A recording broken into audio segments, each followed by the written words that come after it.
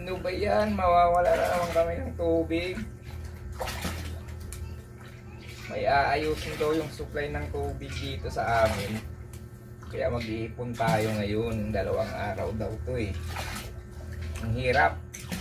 Ang hirap mag-igib. Ba yan? Kailangan natin mag-ipon.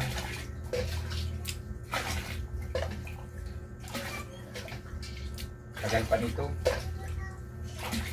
So, ang hirap mag-ipon.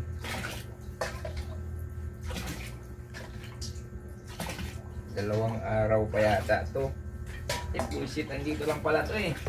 Lang. O, tara. Diyan pala lang yan eh. Tinabang ba yan? Ganun kat.